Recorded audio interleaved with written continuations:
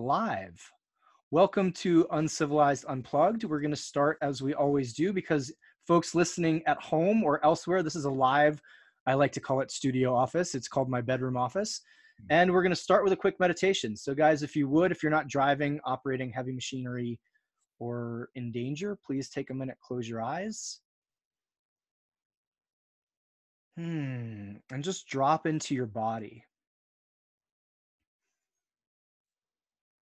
Sense, if you can, anywhere where there's tightness, and just see if you can let that tightness go 1%. Relax your shoulders, relax your jaw, relax the space between your eyes, relax your stomach.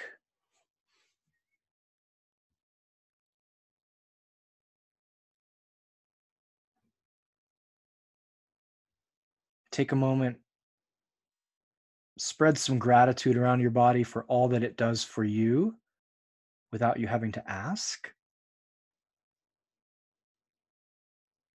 Maybe give your lungs a little thank you,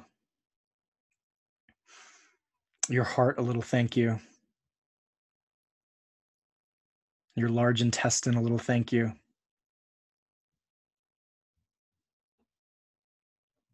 Eyes, ears, hands, all the things, thank you. And find that place in you that is centered, is calm, is all-knowing, and just knows everything is going to be okay, no matter what's going on around you. And breathe into that space for just a couple breaths.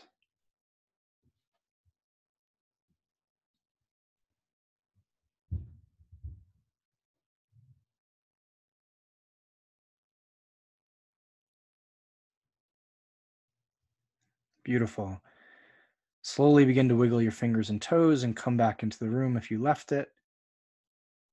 You can begin to blink your eyes open. Rub your hands together, perhaps. Crack your knuckles, crack your neck. Roll your shoulders, get ready to do some damage. And let's do this. All right, amazing, amazing, amazing. Again, thanks you guys so much for joining. Those of you who have been here before, this is recorded live and people will listen to it at home. But this actually, as we like to say around these parts, because we haven't been challenged on it, is the #1 live podcast experience in the entire universe. Pretty freaking rad. My name is Traver Boehm. I am the founder and the host and the founder of the Uncivilized Men's Movement, the Uncivilized Nation, which is this awesome community of men, and the author of Man Uncivilized, the book, which you guys can all get at, here's my little pitch, www.manuncivilized.com/the book. And before we dive into tonight's fascinating guest, please allow me to thank the sponsor of the show, which is Cured Nutrition. If you guys haven't heard my episode with Joe Sheehy, who is the CEO and founder of Cured, it's a fascinating one. I love their products. I only pitch stuff on here that I use myself. And I start my day with their Rise product and end with Zen. If you want to go to curednutrition.com/uncivilized and use the discount code, if you can't guess what it is uncivilized, and you'll get a discount. So welcome to Unplugged. The frame of this, you guys, this is the frame of the evening.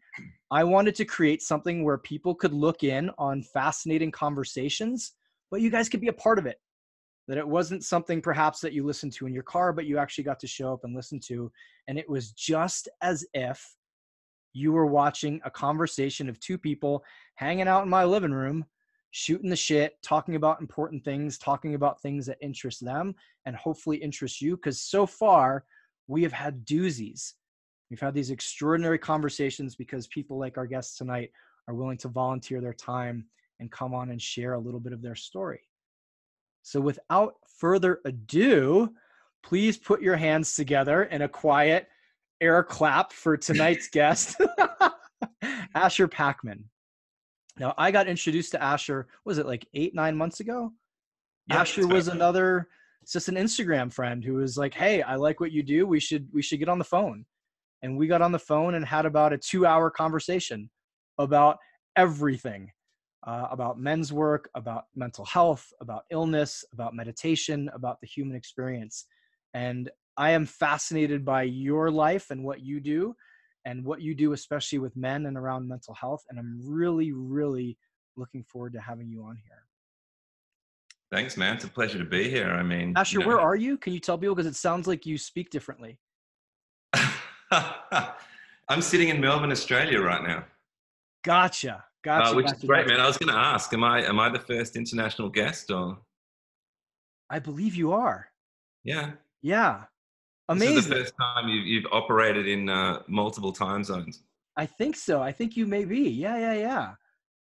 Awesome. The show has now jumped from the #1 live podcast in the universe to the #1 live podcast in the universe with international guests. Absolutely, man. Up the entry fee to come in here. I'm just looking at my laptop, and it's telling me it's 11:11 a.m. On Thursday morning, though, man. So incredible. If you want to know what happens tonight, ask me. Yeah. I love it. Truthfully, I should give everybody a little bit of a warning that Colorado is about to get snowed on. It was 77 this afternoon, and I just heard all the garbage cans and stuff outside get blown all over the place. So if I suddenly disappear, trees have fallen. Asher, if you could, I know this is kind of a loaded question, but in a sentence or two, can you tell everybody here who you are, and one of my favorite questions, or the answer to one of my favorite questions, what are you building? Who I am. Are we going to get into my story about how I got to where I am separately? Yeah, we'll get into your story a little in a second. Yeah. So basically, right now, I run a business called The Fifth Direction. The Fifth Direction, I guess the name basically comes from the idea that the sacred fifth direction being the inward-looking direction. That most of us kind of spend our lives looking outwards from our eyes, and what we see is kind of, north, south, east, and west. And basically that's how we frame our experience about what we see outside our eyes. But, as we all know, and I'm sure this group of people are particularly aware, is, it all happens this way. So getting people to kind of turn the dial and look inwards is essentially what we call the sacred fifth, or the fifth direction. So within that, I have a studio based here in Melbourne. And we also have a big kind of online community. And what I'm building, I guess, is a community of people that are kind of taking that step, turning the dial around and looking inside, and particularly interested in getting people to look in all those dark corners, man, some of that ugly stuff, where it all gets a bit uncomfortable, that we human beings are so apt to avoid, and by doing that, I feel that we can bring great healing, firstly to ourselves, and then extending that to our community, and as a result, kind of healing the planet, so just something small like that. I told you guys he was going to be fascinating, right? And like, how do you frame that in an Instagram post? So I was just like, this dude's fascinating. Trust me, take my word on it. You want to be here. And so let's shift, because I imagine at 13, 14, 15, this wasn't what you thought you were going to be doing. Can you share a little bit about your story and what brought you to this place in your life? Yeah, sure. And I also should just say up front, given my Aussie drawl, if there's anything I say that doesn't make any sense whatsoever, just put your hand up, and I'll try to say it in American. Brilliant. I'll let you know, our audience is elite in their intelligence and physical look. So hopefully they'll grab it. But yeah, if you guys, and you can also throw questions into the chat that if we have time for, we'll get to. But please jump in. Cool. Tell us a little bit about how you got here. Yeah, look, it's an interesting one. I grew up in a pretty regular family, I guess. Grew up in kind of middle class Melbourne. Went to a pretty good school, all the things. But the first thing to say is I realized early on that I was having mental health challenges. Definitely carried anxiety and depression with me, and that's something that's run through my family. Differently in my mum and my dad, but certainly their mum in particular, But back when I was a teenager in the early 80s, it was kind of just brushed under the carpet, So you just kind of got on with it. So it was never really discussed, and as a result, I kind of went into life with the normal model for happiness, I guess. You know, I went to school, went to university, went and got a job and did all the things, but I knew something wasn't right. And I guess that's going to resonate with a lot of people out there, you know. As I went through the things that try to buy me this happiness, it just wasn't working. You know, I was getting promoted up through the jobs and doing all the things and getting all the money and doing all the stuff right, but it wasn't working, you know. But my model was, oh well, I just got to do more of it. You know, push harder, work longer hours, make more money, you know, buy more things, and somehow, you know, I would be happy. But I wasn't. And you know, to cut a long story short, things really intensified for me in 2007 when my younger sister took her own life. So clearly there'd been, you know, this is something that it was throughout my family, you know, and I knew my sister was struggling, but I didn't realize she was struggling to that degree. At that point in time, I was a senior executive at a large corporation. I was actually in Dubai when I found that out. I was literally about to step on stage to give a keynote presentation at a marketing conference in Dubai. And my mum called me and told me that my sister had killed herself. Wow. So the world kind of just, you know, came crumbling down. So I got in a plane, came back to Australia. And from that point on, everything shifted for me, because that was the point in time when you know, I took the step of turning the dial inwards and saying, well, what am I doing on this planet? What's actually happening? Am I taking the right steps, et cetera, you know? So, from that point on, very shortly after that, my mum got gravely ill. So I was living in, where was I living at that point in time? I was living in London. So I moved back from London to be with her because she was pretty sick with cancer. And sort of step back my work a little bit. Now, here's where it gets interesting, and we can dig into my sister's death a little bit more, because I know you want to talk about death and loss, so I think I'll revert back to that. But my mum made the decision that she could no longer live with her cancer. It was a one-way street, it was terminal, and she took the decision to end her own life, which she did. That was kind of another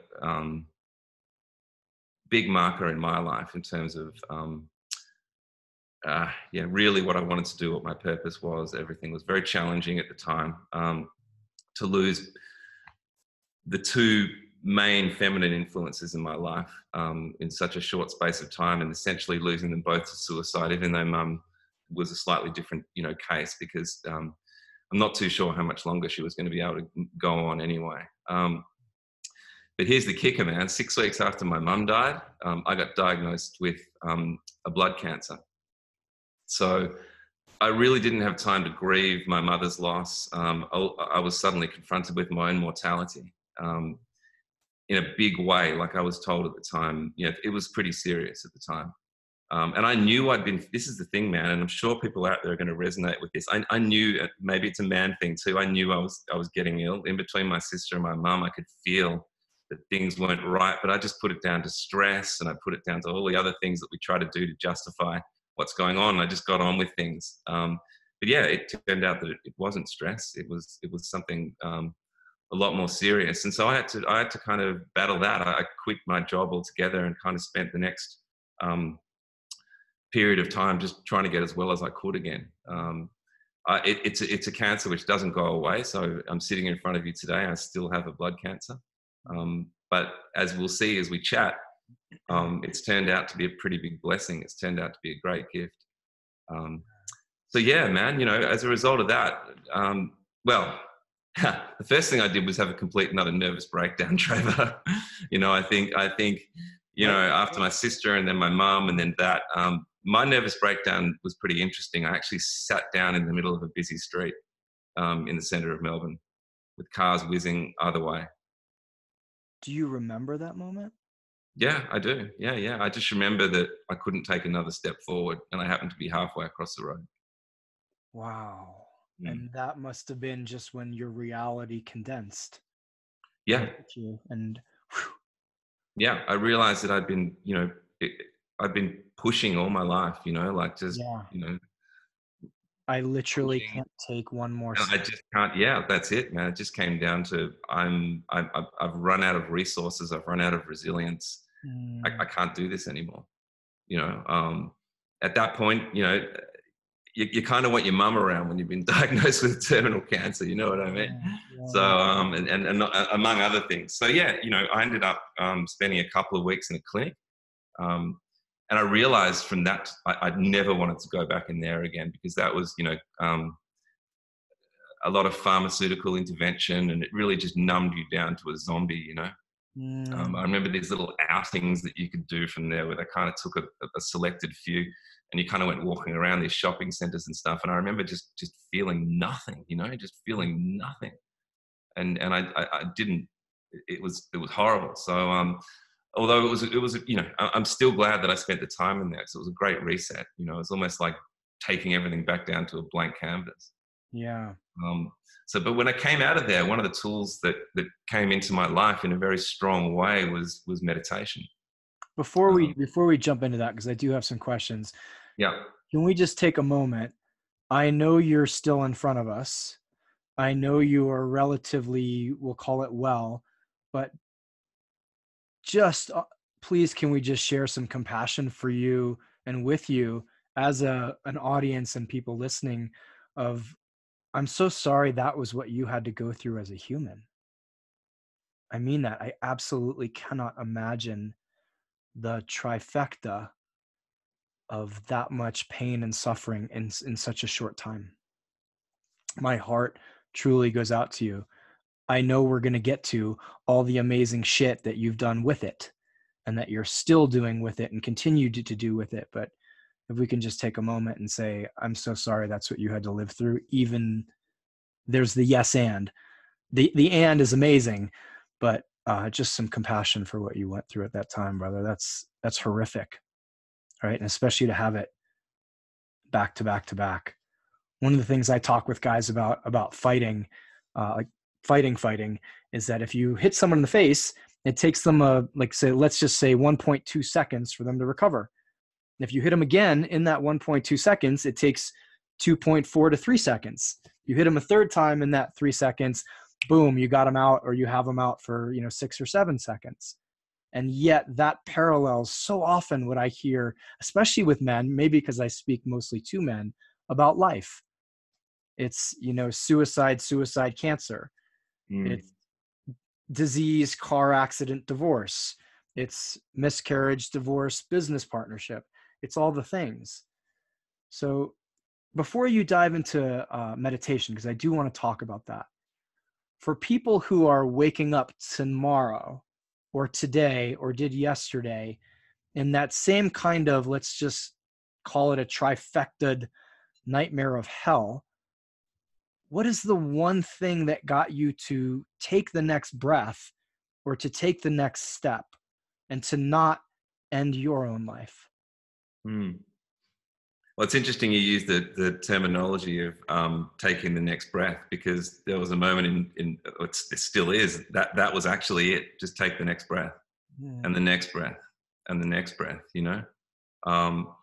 But I found in the end that it was around self-compassion. You know, it was what I found was I didn't like myself very much, um, Can you and say I just realized at that. the time or leading up to it?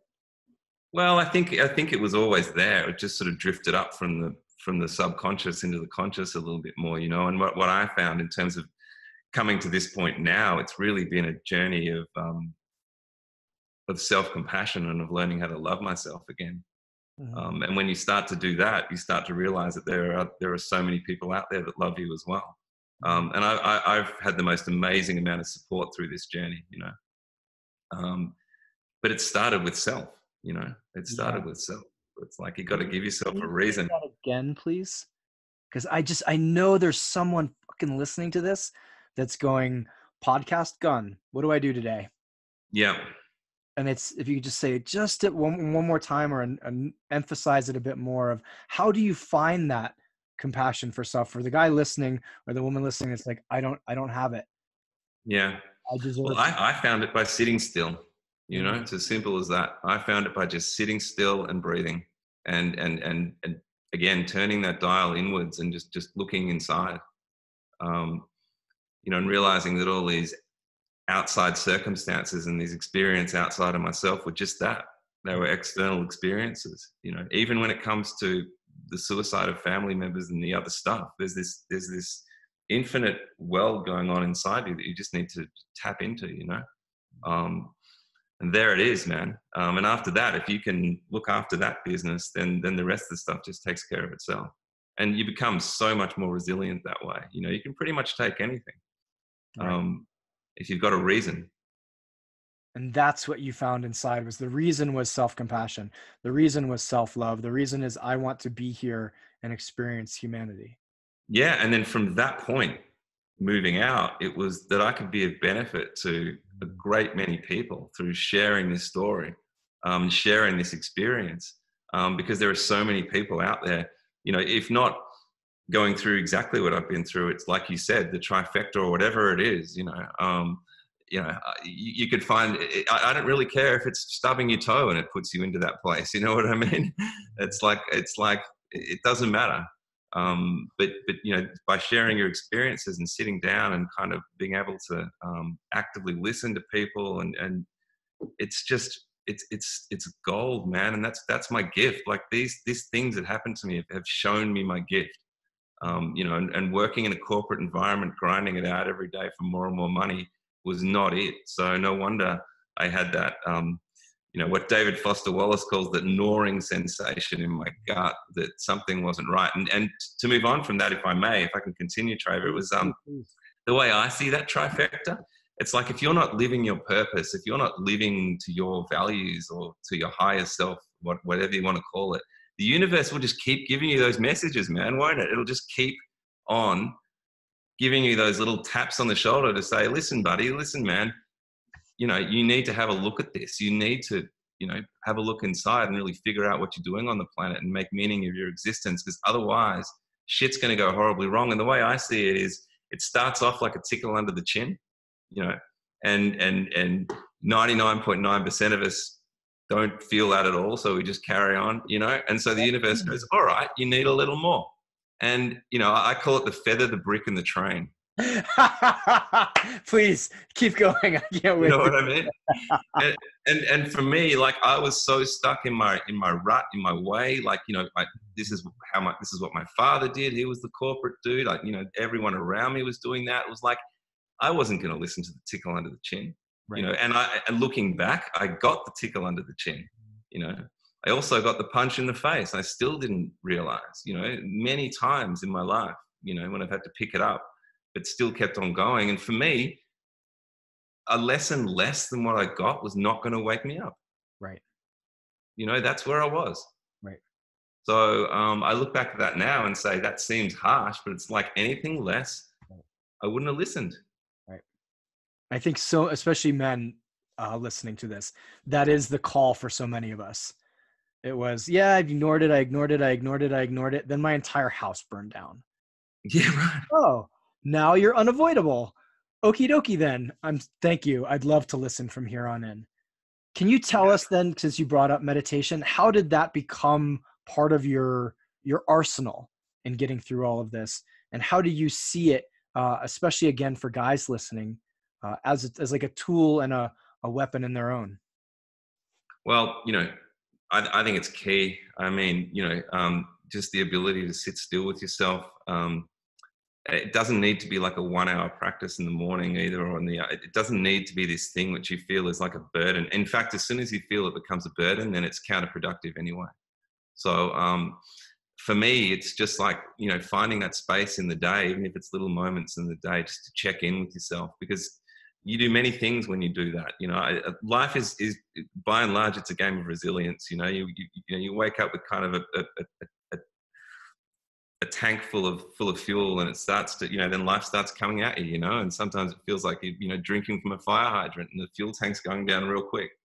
But these moments in our day when we can sit and we can meditate, they actually put fuel back in the tank, you know. So by the end of the day, you know, there's still fuel in there. You're not redlining the whole time, which is when things start to go wrong. So my view is, if the tank's full, you can respond to life as opposed to reacting to it and falling back into those old pre-programmed patterns without giving it any attention. It just gives you that space, even if it's a split second, just to respond rather than react. And for me, doubled on that, in terms of living with cancer. I mean, there's so much research out there to show what a difference it can make, like right down to a genetic level in terms of your body's ability to deal with cancer. So there are many reasons, man, but I just found it such a profound, when I came out of that, it almost became my reason, to the point where, man, like a typical man, I was like meditating like 4 hours a day, you know what I mean? Like it was, that all or nothing thing. Like, this is it, man. That's all I'm going to do. Like, so I've kind of reined it back in a little bit now, but in the early days, man, that was all I lived for. But that's okay. Perhaps that was needed at the time. Right. You needed the high dose of it. Yeah. I imagine to get through that. I love how you framed it as space. And space, because of how many of us and how many people listening are running on a default and like default software, and literally don't stop and ask the question, why do you do that? Why do I do that? It's like hang out with a 3-year-old for a week and you're going to, why? Well, why? I don't know. It's just how we've kind of always done things. Well, what if we stopped, hit pause and went, that actually doesn't feel good. I actually don't want to be a doctor. I don't want to be in this relationship. I don't like how this person's talking to me. I don't like the path that I'm on, that I feel I can't get off because it never stops.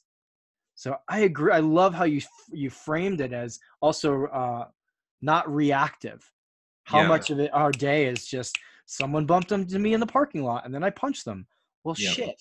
Now the rest of your life is completely different. And granted, that's a big example, but it comes down to those tiny, tiny little examples of, I don't know, I just lashed out. I don't know, I just said the thing. I don't know, I just let my emotions get the best of me. Asher, can we switch gears really quickly to what got you into men's work and why you're so passionate about it? You and I have done, you brought me in into one of your men's circles. What created, or were you interested in that beforehand? Or was this an iteration that came from all of this change? I definitely wasn't interested beforehand so much. I think I realized when I started to do the work myself, how much of my patterning, it's actually a nice segue because I can go back to what we were talking about in terms of the idea of reaction and response. But what it became very clear to me was that a lot of the stuff that was coming up for me in terms of my pre-programming was around my relationship with my dad. And I started to realize that a lot of it was around being a man today. And as I started to do the work, I realized that a lot of this healing was around what does it mean to be a man, a lot of around my masculinity, a lot of the experiences that I'd had with my father and how much work I had to do there in terms of healing that. And that was kind of that pathway back to, that self-compassion and that love. That was where the healing needed to be done. And so as I started to explore this and I started to talk to some of my friends about it, we began to sit down and, have real genuine beneath the surface discussions around, not talking about the footy so much anymore and talking about, the real stuff. And I realized that we were all feeling like this. Yeah. And so what became sort of these informal gatherings started to get a bit of a head of steam and became a little more formal and eventually turned into first this Warrior Within group that I have, which now has, over 100 guys, and then we sort of turned that into something even bigger because now that the money, there's a small cost to sitting with us in that group. It all goes to charity, to help at-risk and underprivileged boys go through a Young Warriors program. And when they come out the other side of that program, they actually sit with us in the circle. So it completes the loop for them. It's pretty powerful stuff. It's phenomenal. I just got chills. Think of how much of the damage in the country is done by young men, right? Young, angry, misguided, who gets taken in by gangs, who gets taken in by crime, who has the most energy and aggression and the least amount of oversight. It definitely is young men. Wow, good for you. What Mm. surprised you most about working with men or doing men's work? Well, I think it was probably that, just the how many guys need to do this work, you know? It was like, Oh. I just couldn't believe it. You know, yeah, I mean, and also the breadth of the guys that were coming in, you know, like it wasn't just one particular demographic. It Mhm. was like all sorts of people from all sorts of walks of life, you know, with all these stories. Mhm. And I guess the other thing was that there was a part, there was a while in my life when I kind of was a bit like, my story is really big and my story is really heavy, and kind of like, not that I was comparing or judging, but it kind of felt like I had a heavy weight. Yeah. But when I first sat down in these circles with these guys, I could literally look around the circle and see a story like that in every single one of them, you know? Like, life is not easy. Mhm. And we all get this heavy shit thrown at us all the time. That's just what it is to be human. And it was really sitting in that circle and acknowledging that and actually seeing that in other men, which was just so powerful for me that, you know, A, I wasn't alone, and B, that, you know, I could find the strength to do it in this brotherhood. Beautiful. Absolutely beautifully stated. I know we have a number of women on this call and believe that every time I've sat down with just about any human over the age of like 16, and a lot of them under the age of 16, there's been something. There's some spike of acute trauma that they've had to deal with. And Mm, like you, didn't know that. I remember thinking after my own situation, uh, I'm the mm, only one who's had to deal with the shitstorm. And then went out into the world and just started asking people, tell me your story. And their stories blew my mind and made mine seem that big. Went, oh shit, I cannot imagine living through what you've lived through. And here you are shining in front of me. And hope people hear that as perhaps that's just part of the archetypal pattern of being a human, right? It's like we all signed up for this in some level, or even if we didn't, someone like shoved us into a body and squirted us out into the world and it was like, okay, guess what? At some point, some shit's going to happen to you. So when it does, take a breath and realize this is all part of the path. And given that we're talking about mental health and we're talking about men, I would love for men to hear this, that we don't think this is going to happen to us. You fucking kidding me, bro? You know how much I can bench? Nothing bad's gonna happen to me. You know how much money I make? See that Porsche in the driveway? How many chicks I've banged? What could possibly happen? Oh wow, it happened to me. Holy shit, what do you know? mm, And then boom, I think when the fall happens, because it's so unexpected, because it's, I can't believe this is happening to me, it's a much bigger push towards suicide. It's a much bigger push towards addiction. It's a much bigger push towards acting out. When I'm just going to project on women, they have a different system of dealing with this that makes them better at it and better attuned to it. And perhaps also having some closer conversation where you and I had to go seek out groups that were like, holy shit, people are actually talking about stuff other than sports. Oh, wow. And my good friend Connor Beaton, the guy who runs Man Talks, said he was telling his best friend about some shit he was going through. He's like, I got to tell somebody. And he told his best friend, and his best friend started crying and told him 2 weeks ago I was going to kill myself. He said, I know this guy's, I know everything. I know his favorite video games. I know how he likes his steak. I know the clothes in his closet. I know everybody he's dated. And I had this much idea, zero, that he was suffering. I think it's amazing what you're doing down there, both for men and for young boys. mm. Can you shed light a little bit on what do you want to see with mental health? What would you love if you could wave a magic wand in the Western world, men and women? But what needs to happen around mental health? You said as a young person, you kind of knew, but you're right. In the 80s, it was like, whatever, rub some dirt on it. You'll be fine. Uh, what would you love to see now come out of, or come into, let's say, not out of, come into the conversation around mental health? Well, I think a lot of it's actually beginning to happen now. Certainly in Australia, there's a lot of mental health awareness programs, etc. Like some of that stigma is being removed, or at least there's a lot of work around getting it removed. So just the ability to be able to have conversations around mental health without feeling like you have to hide around corners and stuff like that. But I think the other interesting thing is that just an understanding that we all have mental health issues. Like every single person on the planet is struggling to some degree, not every day, but it comes and it goes to differing degrees. I mean, this is mental health, quote unquote. It's kind of like, it's the human condition. It's kind of a struggle to be alive sometimes. And to me, I find like, if you think you're not suffering a little bit sometimes from having to deal with your mental health a little bit, you're just not fucking paying attention. Thank you for saying that out loud. We're just going to throw that on like a loop. Like that's going to be the entire episode. It's just like 90-second loop of that over and over. Amazing. So, yeah. So tools like meditation, whatever, these things are key, not just for someone who's been diagnosed with a mental health issue. It's like everyone.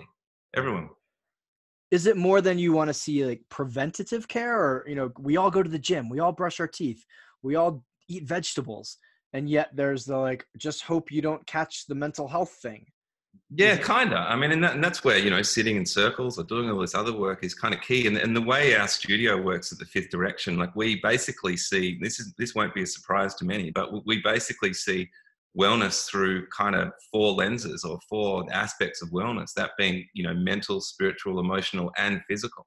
So, you come down to our place, and downstairs, it's just like a regular gritty gym. You can go and, do whatever you need to do to get your physical strength up, right? But then upstairs, we're working with, yoga, meditation, plant medicine, sacred circles, whatever you like. So you can start to work on those other areas. And here's the interesting thing. Basically, when someone comes into the Fifth Direction, we give them a little questionnaire, and we ask them to basically mark themselves out of 10 in each of those kind of 4 aspects of their wellness. And what you find almost across the board is that people work in the areas that they're already strong in because it seems easier, and it's just the human way to gravitate that way. Like if I see a guy walk into our place and he's kind of, a buff looking dude, I can guarantee that he's going to go downstairs. You know what I mean? When if I sat down with him for 10 minutes and realized that he had massive emotional issues around his dad, and that's why he's going downstairs and doing bench presses, that he should probably be better served by doing something else to actually address the issue. Not that he should give up doing bench presses, but it's about balance, right? So that's the way we work. It's like, where are you most uncomfortable? Where do you least like to do your wellness? Well, maybe we should start there. Love that. And you're not going to like it, but it's going to work. I love it. This is kind of a loaded question, but do you see it? I don't even know how to ask it without it sounding like an idiot, so just bear with me. Do you see this time period that we are in is it easier to have better mental health, or is it harder to have better mental health? Given social media, given communication, given technology? I think it's both. It is a really difficult question, isn't it? Because I think with there's so many avenues like social media, etc., where you can find, those mental health issues really coming to the fore and springing up. But at the same token, there's more and more avenues to find wellness as well. So I don't know. I mean, I think it's the biggest thing we're going to address moving forward. I mean, have a look at where we are, culturally as a civilization. We've got everything we could possibly need, that you would think that we would be the happiest ever. And yet, it's the opposite. Mm-hmm. Mental illness has never been this high in the existence of human beings, suicide, etc. It's all massive. Yet, and again, this comes back to the Fifth Direction, because I believe all the things that those people are saying that we have to give us happiness, they're all out there. Right. In here is where we're getting all screwed up. Are we getting pulled further and further out there, in your opinion? Well, I mean, I'd be interested to hear what people on this call think, but I would say absolutely. But there's also a call inwards, and right. The call comes. This is looping all the way back, man, because the call comes from when you have that tragedy or you have that challenge, when the universe smacks you in the head. you Right. know, and that's going to happen. And that actually has to happen too. You know, it's like, um, you think of the hero's journey, for example, you Mhm. know, there's the call, right? And the first thing, that call to adventure, and generally that comes from a poke in the ribs. And the Mm. first thing that we do is what? We refuse it, I refuse the call. right? So, you know, and we've talked about this before, you and I, but I'm like, too many of us humans, we want to go up. We just want all the good stuff. We just want all the fun stuff. We want to, like I say, we want to walk on water, you know, that's what we want. And you've heard me use this phrase before, man. So I'm going to throw it out there again. But Please do it. yeah, it's like, you know, you can't walk on water, man, until you've learned how to swim in the dirt. Say that I one more really time. hope that lands with people, because no one wants to swim in the dirt, but you don't get to walk on the water until you've done that. You got to go through the shit, you know. You look at, like, I'm a big a fan of people like Robert Bly, you know, or Mm. the Jungian philosophy. It's like, you got to go under. You got to spend time under the earth. You know, you got to get your mouth full of dirt and actually learn to almost get comfortable down there without struggling. You know, learn to say, look, you know, yep, I'm down in the shit, but you know, that's today, and I'm okay with that. I know how to deal with this. Because if you're constantly trying to fight your way back up above ground, you're not ready to come up yet. Mm. Does that make sense? Yeah, and you're missing the gems You're that are missing the lost gems, and you might so deep in that muck and shit. That's what. absolutely, man, and you might actually find yourself back at the top again. But you're right, you won't have brought the gift back with you. Beautiful. Absolutely, absolutely beautiful. Tell us just the most loaded question. This is the one that I ask every guest, but it kind of trips them up. And I want this, I said to you earlier, I want this to be personal. If someone listening on this call could help you specifically, get you something, get you somewhere, introduce you to someone, what would you love to ask in return, since you've been so generous with your time and energy and story with us? Yeah, I mean, look, you're right. It's a tricky question, isn't it? Because you start trying to be all, you know, yeah. But yeah, I mean, just getting this work out there, you know, I find that the fact that we've reached out and connected, you know, internationally, just shows me that, you know, boundaries, you know, geographical boundaries should be of no consequence. Mm, So, you know, at the moment, what I'm dealing with is mostly people kind of in my, you know, quote unquote neighborhood. But if there's anything that this international audience can do to help getting the work of the Fifth Direction out there to a broader audience, then great. You know, whether that's sharing stuff on social media or whatever it happens to be. Because, like, you know, like I said, man, it's just coming up to midday here. You know, we, we- we can do this. We can make this work. You know, we've right, got all the technology, and connecting in with people like you. I mean, to me, that's gold dust, right. because you know, we can do things together, and the whole will be so much greater than the sum of the parts. Mm, beautiful. Thank you. Yeah, for Mm. people, again, I hope people realize Asher and I met on Instagram. We've had a number of conversations via email, through Instagram. That's it. That's why this conversation is taking place. That's why you're all on this call. We've all decided to come together on a Thursday or Wednesday night, Thursday morning, and listen and say, okay, what can I take away from here? What can I take? What can you all take? Asher, if you had people take one thing away from this call and give it to someone else, what would that be? Well, you know, from the conversation so far, I think getting people to find some time in their day where they can sit still. If you can get a friend to do that, you'll find it'll make such a big difference in their lives, even if you have to just do it with them. You know, I mean, I teach guys technique, and women as well, techniques that you can do, you know, while you're waiting for the lights to change. You know, it's like, if you start adding those little things up, it makes a huge difference. But just checking in with yourself, that's got to be the number one thing. Like, you can't make changes until you kind of, you've taken stock of what's going on internally, you know.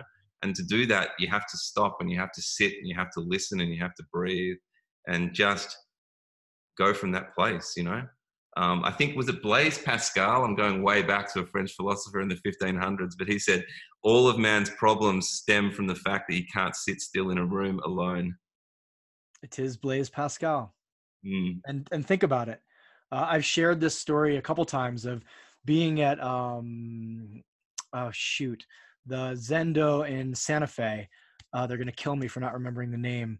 But anyway, I was in this meditation class, or they do a nightly meditation, and sat down, and this woman sat down next to me, and I had a feeling she was going to be challenged because it was an hour-long sit, and everyone was in some kind of, let's just call it garb, and she was in jeans and a tank top and chomping on gum, and she made it to the 5-minute mark. And I listened to her like cross and uncross her legs, and and she finally literally got up, threw her mat in the corner, and walked out. And I thought, God, your life must be hard. You couldn't go 5 single minutes in your own body and in your own head in silence without literally exploding and going out. And just take people's phones away from them for 5 minutes and watch the panic, right? We are at that point, I think, in the development of our consciousness where we have the most advanced systems on Earth in our hands, but they're blinding us from the most advanced system in the entire universe. And they're taking our attention away from it. So I agree with you. If you can just stop and take a breath every once in a while, it will let you know how plugged into the collective unconscious you are, how plugged into the software of numbness you are. I call it the collective incompetence, but just how plugged in you are to the, I don't fucking know, I just do it because I do it. And not having a life built on intentionality. Asher, where can people find more of you? Where are you hanging out online? Where can people get more information on the Fifth Direction? All of it. Yeah, I mean, simply going to the fifthdirection.com.au, or even T5D, the number 5, T5D.com.au. That'll take you straight there, and you'll see everything that's going on from that point. And I'll throw it in the show notes, but can you spell Fifth? Is it the letter? Is it FIF, or is it the number 5?